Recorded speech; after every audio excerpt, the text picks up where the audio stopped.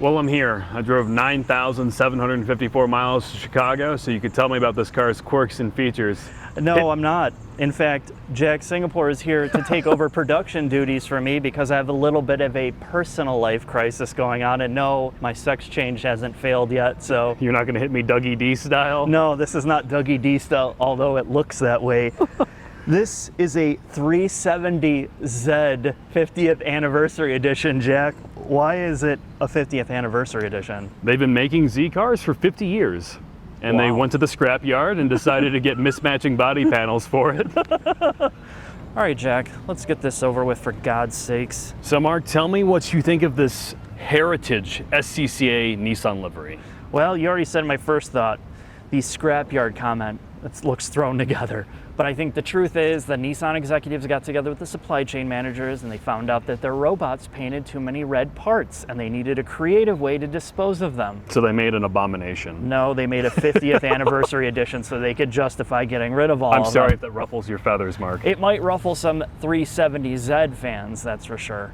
But when we've driven around, we've been down here, people stop, they're like, wow, this car is cool. They've given us the thumbs up and it has surprised me.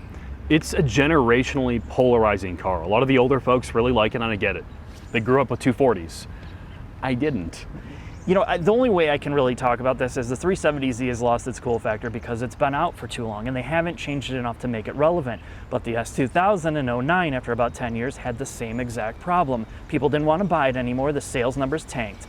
But 10 years later, that car is cool. And if you re-released it now, people would be clamoring to buy it, probably 10,000 in the first month. And that's the thing with the 370Z. It's gonna have the same thing in 10 years when it's off the table and you can't buy it, it'll have a cool factor again. It's just things that happen during the passage of time. It's an old school sports car, and that's actually pretty cool nowadays. Yeah, I think so. And I'm gonna let you handle that. Talk about the simplicity of the interior, the overall body structure. This is the car that we complain about that we want, but yet everybody complains that it exists.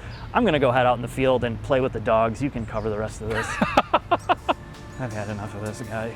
I can't wait to use the porta potty here.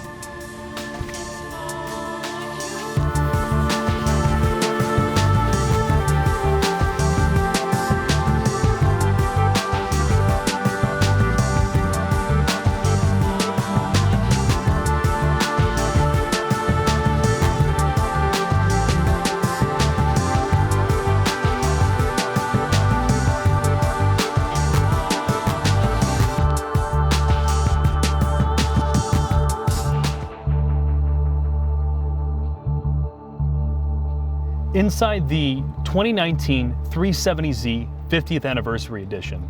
Now, right off the bat, it's important to remember this is a 10-year-old cabin, despite being from 2019. So if you're looking for a modern car experience, really a modern car interior, I would look elsewhere. However, if you're like Mark or myself and you want a back-to-basics sports car with none of the modern gimmicks, there's a lot to like.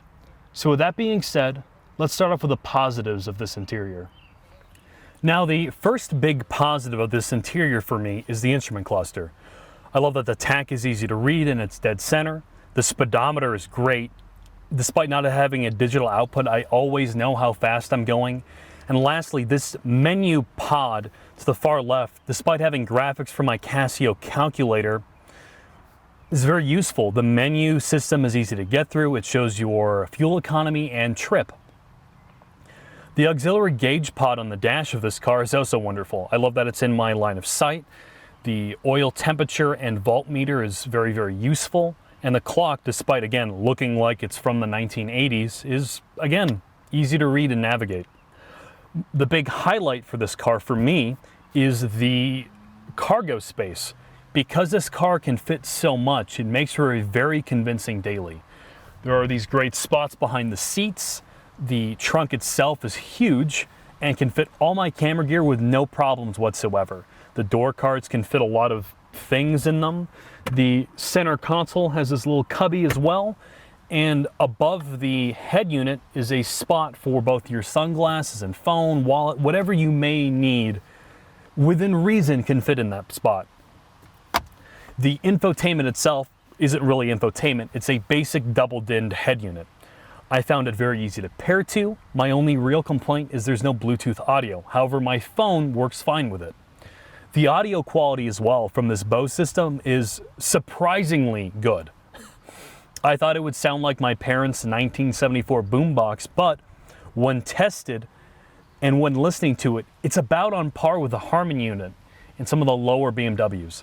The last thing to note about this interior is the S mode switch, which you have to hold for about 3 seconds, but turns on and off the auto rev matching feature in this car.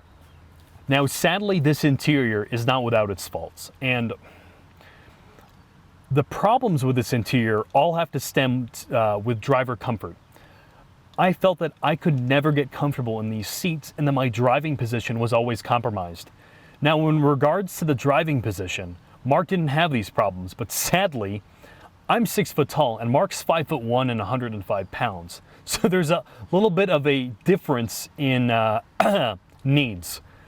I have a 33 pant length, and because I have to sit so far back in the seat, my hands were never in the appropriate position, my arms are never in the appropriate position for the steering wheel. And because the steering wheel does not telescope, it only tilts, you can't fix that. So with both the positives and the negatives out of the way, let's head to the shop.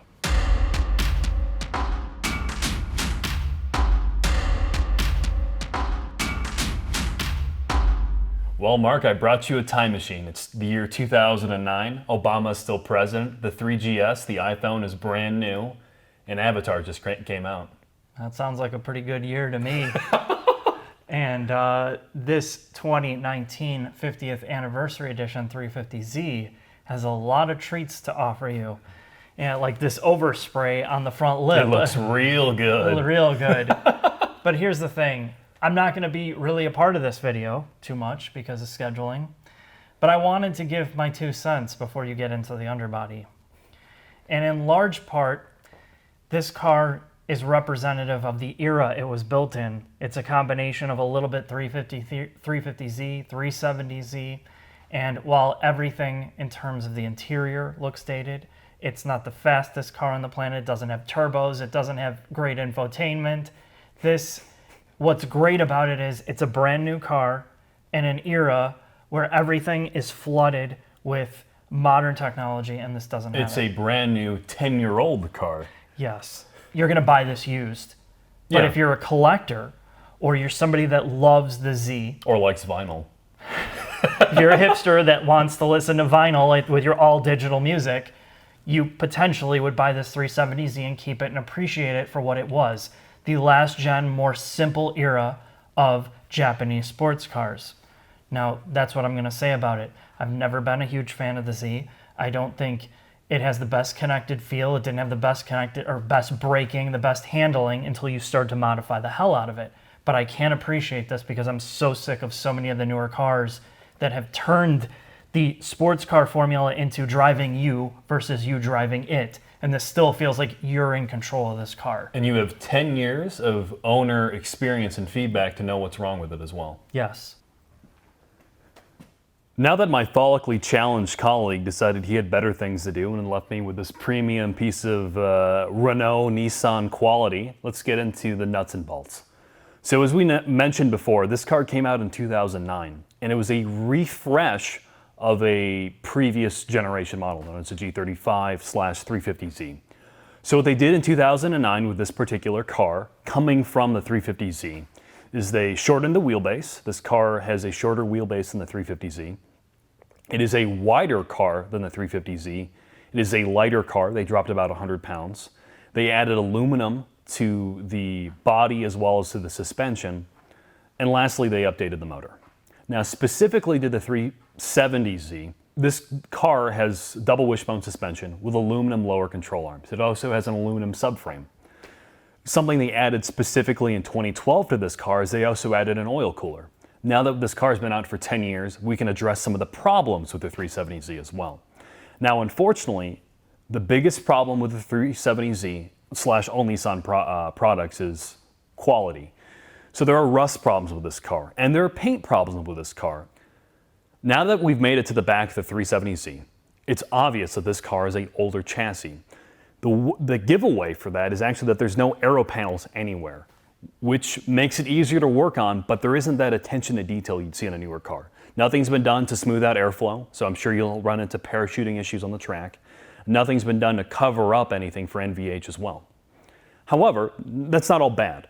What they did in the 370Z compared to the 350 is they added this large brace back here. And what that was done was to increase torsional body rigidity.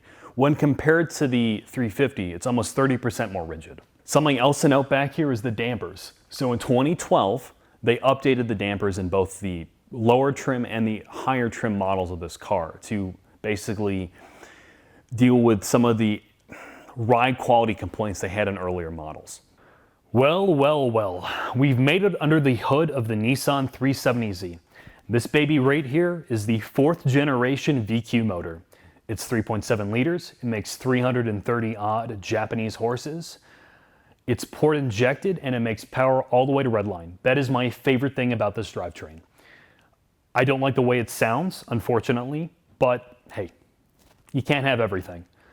It has very few reliability issues. I can safely say that because, again, this motor's been out for 10 years. The only concern I have about it is the oil cooling issues that plague 370s. Even with the auxiliary oil cooler added in 2012, it's not uncommon to get your oil temps into the 300s while track driving. Even street driving, as I mentioned below, you can get this thing really, really hot. I would 100% add a auxiliary cooler. These motors can be attached to either a 7-speed automatic, which is not very good. It feels very dated, and I would avoid it like the plague. Or this car's 6-speed manual, which is excellent. But anyway, enough of that. Let's hit the road.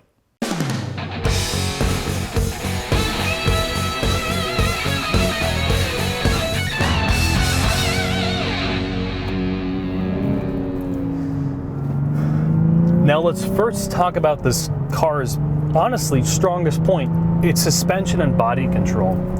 Now the first thing to note is how well this car rides.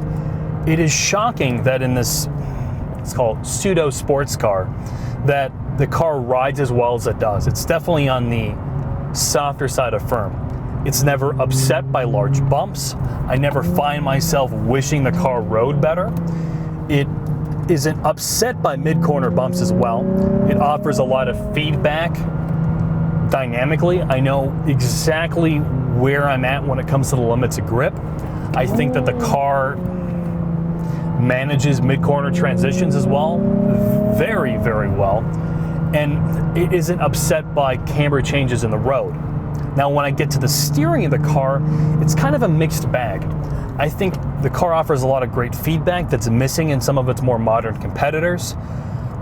When it's mid-corner, the wheel loads up nicely and you get a lot of that tactile feedback that I was talking about. Though I think on center, it's dead, and I don't think it's that precise in its steering. It's not that direct, if that makes any sense. It almost feels like there's this almost putty in the steering rack that doesn't allow for the most direct inputs. When I turn in, I sometimes don't feel that the amount I'm turning the wheel is reflected in how much the car itself is turning.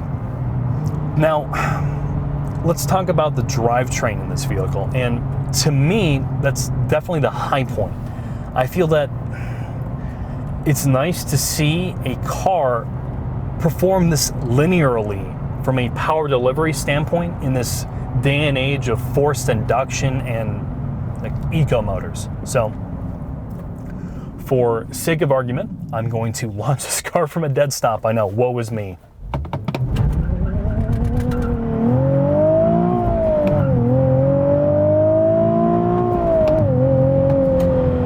Now this car builds power straight to redline, which is amazing.